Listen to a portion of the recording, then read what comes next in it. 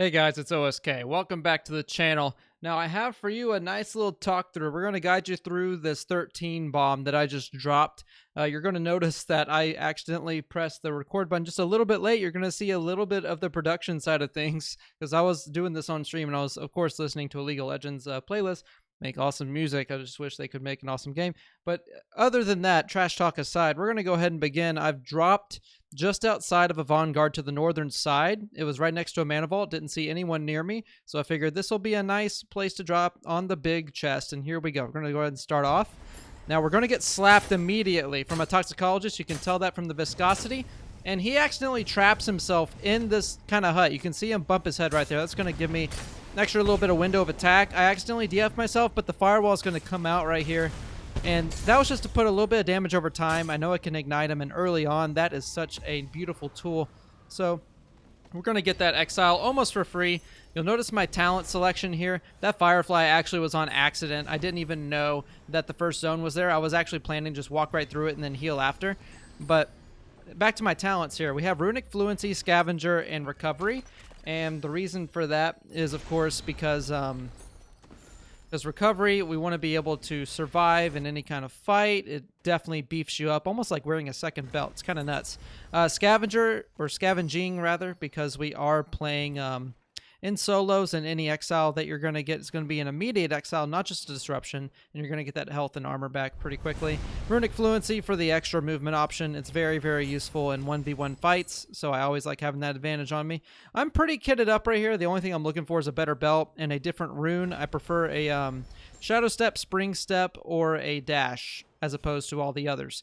So I'm pretty looted up as far as potions are concerned. And you see me, while I'm moving, you can actually hold tab, or press tab rather, and just drag it on over. That way you're not wasting any time, you're not wasting any movement, not worried about it later, and you're more comfortable in your fights.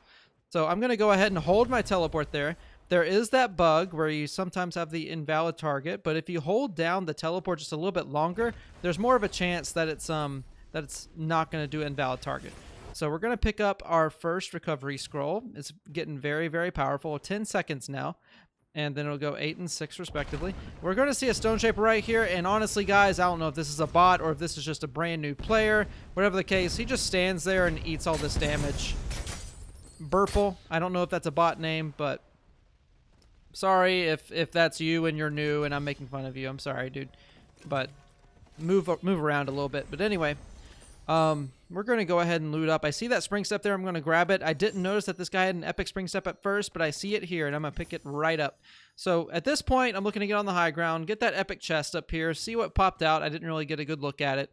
Second look, it's teleport. Okay, we're going to head towards the mana vault here. I don't see anybody in the distance, so I think we're nice and safe. Now, I am going to go ahead and open up that chest, get all looted up on my recovery there. It's a very nice, very, very nice situation that I find myself in here. I'm going to boost the volume just a little bit. There we go. That's better. And now, I'm going to go ahead and activate it. I'm keeping an eye on the outside part of the zone. I know that it's closing, but I did take note that it's not closing very far away from me. So I think I'm fine. And I do hear fighting in the background here. I am just going to get a quick look out. It is a little bit far, and I don't want to miss my mana vault. I definitely want that sweet, sweet loot more than I want a 50-50 of a third party. So we're going to go ahead and go over here. Notice that I don't pick up the legendary Toxic. I see a lot of people running the Dragonfire build, and while that is nice, as a Pyromancer, your Combust skill gives you more than enough AoE, and I like having a long-range option if anyone flies around, if anyone uses Featherfall, and you're going to see that right here. I do miss the first two Frost shots, because I'm actually Pepega and I don't have very good mechanical aim. That's why I run Pyromancer. And I actually pick up my aim right in this next segment. I do get out damaged here, but I am able to kite him and kind of make up the damage there because of my the rarity of my fire, and also the frost right there. You see the two shots back to back. Now I see the Featherfaller. And you didn't hear it right there, I don't think, but there's actually a frost indication right there. So I time when about he's going to shoot. I expect him to go a little bit up, but I miss. And then I just play close range this entire rest of the way. I know that I have the advantage there because of my Combust skill, and he is a Frostborn because of the Frost Trail. So I'm just going to play my game here, stay close range, keep the pressure on him. I have a firewall I can put down. And now I'm just landing combusted shots. I do end up hitting this one straight in the head. I do misjudge the rock, but the close range pyro is nice and easy. Legendary fire doesn't hurt either. You can see I have fully educated myself in the art of recovery here, and I'm doing pretty well as far as the inventory. I actually opt to not do the big potion or the big armor shard, because I know this man had some smalls over here, and if I can conserve my big potion for when I'll actually need it, I only need it to restore 30 health. So 2 small ones, it's 40 armor, it's more efficient, and I have a full inventory still. So we're going to be kiting over here. I do see a little bit of a fight over here, but I do hear that teleport right behind me. I opt to finish the potion, don't act erratically. I want to take cover and just loop around. Now it is a conduit, so you have to play really, really close and personal, or you'll just get melted. And there's another one right there, so I am just going to go ahead and spring step and cover that close range. And no time for loot. There is this conduit out here. He has seen me. He just burned his sorcery, which means that it's time for easy pickings. There we go. Shadow step out of the way, through the firewall, and look at this snipe. It's an absolute beauty. Excellent. 45. And that's kind of a habit of mine, you know. You'll never see me really charge up my ice fully. It's a habit that I have. Maybe it's a good one, maybe it's a bad one, but I figure if I can go ahead and land some free damage on a player who's trying to flee and just get that pinpoint accuracy that I know that I can hit, then I'm going to go ahead and just not charge it all the way, and it's going to work out well for me. I do notice that the zone is ticking me, but I figure I have health pots, and if this guy is worth his salt, he's also going to have health pots, so I'll just heal up outside of the zone. I'll get the free talent. My scavenging is building up quite well, and I'll just loot back the potions, and I'll end up with full health on the way back. Now, in the earlier fight, you noticed that I was using Spring Step in conjunction with my fire. It's important not to use Levitate as much whenever you're doing that, because you only have a limited mana pool, and your levitation and your spells take up the same resource. So you need to make sure to space out your levitations whenever you're already getting height from your spring step. It's very, very nice as a mix-up tool. Personally, I prefer dash a little bit more, but spring step works just as well, as you saw in that earlier fight. Now, I am going to see a little bit of action here on my right-hand side towards Ruby Grove. I do hear the Toxic Cloud. I do see these two guys out here, but I don't engage immediately because this man is going to come up on the left, and that's exactly why you don't make yourself known. This is free damage right here. Good, all his armor's gone. This is a favorable trade right there. 69, nice. I missed the first one, but the second one will cover it up. Easy peasy, and the scavenging makes it almost like I didn't even get into a fight in the first place. It is so powerful in the solo environment. If you can snag a quick kill, even if you steal one, it's just so nice. I'm going to try to third party this. He does get the Vital Stone, and he actually dodges out of the way of my Frost. The quick reaction on that man, very nice. Now, I am going to chase down the Vital Stone for the same reason that I just explained with scavenging. It's free health and free armor. He is invisible. I did see him do that. I didn't see him float up to the top. It doesn't matter because this is just free kills all day. Now, listen closely. I do hear him right there, but I also hear an armor shard right next to me. So I'm just going to go ahead and poke around, and I end up finding this guy, and it's a free kill. Easy. Always want to keep your ears open if you hear anything like that. Any sort of armor shard, any sort of potion. You can definitely hear that from quite a distance away.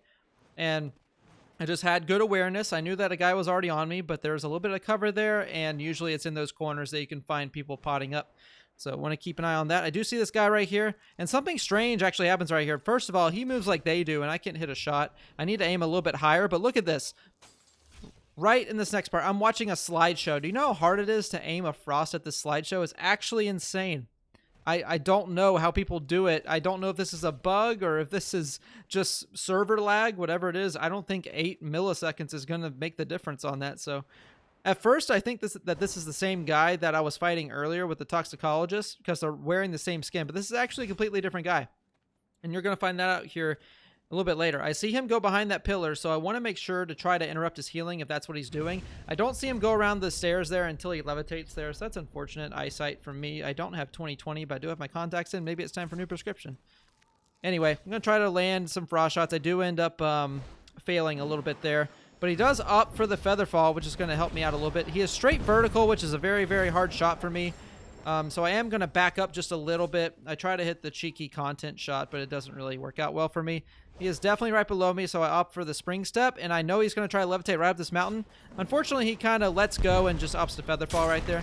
And the stone is so annoying right here. Let me tell you why. because this thing will travel over mountains, over houses, and it will eat your lunch. And this next little section right here is going to really, really showcase that right here. Oh, look at how painful that is. I can't even attack back. Like, that's how bad this is.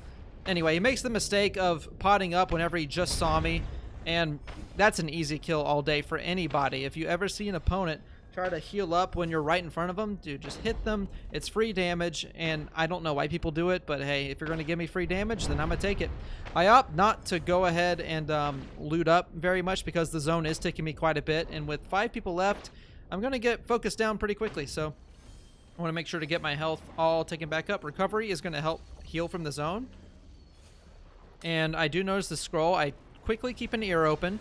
Want to make sure that if I hear any footsteps, if I hear any levitation, that's going to serve me well. I pass up the potion because I hear this guy over here. There he is. And we're going to go ahead and just lay down the fireworks. He's opting for wind, fire. Not the best combination, but not like the worst either. I'm going to go ahead and outburst him. And I aim just a little bit too low, you see there. Twice. The second time I was also a little bit late. But I opt for the double spring step. Not what I would normally recommend, but if you do need to close the distance pretty quickly, you do know Spring Step has a long cooldown as well as Flight, so I'll explain that a little bit later. I do opt to go through the firewall because I know that he is so low, and that's an easy cleanup. So for the Spring Step thing, I did do the double Spring Step. I wouldn't normally advise it, but since I know that he's running Flight, I know that it's 10 seconds at Legendary Rarity at the fastest, and my Spring Step is going to be refreshing way before that Flight is done. So I'm keeping an eye out for third party. I am playing the high ground here, and I'm playing the zone. I know that it's going to end up over here somewhere, and I like this area. I can patrol it pretty easily, and I'm going to spot a guy right about here, I would say. It's going to be very quick. Yeah, there we go. I do miss the frost. Again, I'm aiming too low, so make sure you aim for the head next time, just like Thanos. And now we're going to go ahead and just land some free combust shots. Missed that frost. I try to do it pretty quickly, but it's whatever. I do go ahead and land these pretty easily. He is rocking the stone, so I'm going to space out my spring steps whenever I need them. I opt to not go on the roof for the stone threat right there. And other than that, it's just an easy kill. And again, the scavenging. I didn't have any armor. I barely lost any health, but I get 50 armor off the drop just easily. Now I'm sitting at 12 exiles with 3 total people left, meaning 2 enemies. And I'm just going to play the zone. I don't want to move out too much unless I absolutely know. And I hear the tornado in the distance. And I also hear a toxic cloud as well. And I do notice that they are fighting each other. So this is actually the last fight. And I'm able to third party this. This might just be a free win. So I opt for the high ground and just snipe away. 2 clean snipes later. Can't make it 3, unfortunately, and I lose that kill. But this man is just so low that he's just going to be running the entire time. And this really is sad because I know he worked hard for that kill and I just kind of swooped in. But that's the nature of BRs. If you're going to play a Battle Royale, that's kind of what you sign up for. Now, I opt to not go the frontal way. I thought there would be a window right here, but there isn't. So I just go all the way around. I kind of waste time a little bit. If I had better structure knowledge, I would do that. I opt for the firewall to cover the falling animation. Try to land a cheeky standstill and aim. Didn't quite work out for me. I'm just going to go dive in and just finish this off very quickly. And now, snipe right here. I was a little bit careful there. You'll notice at the very, very end there that I want to land that snipe. And I'll play it again for you guys. I want to land that snipe very, very badly, but I know he has a stone and it's very, very dangerous. I actually moved to the right just before I let go, and it ends up drifting my crosshair right into him.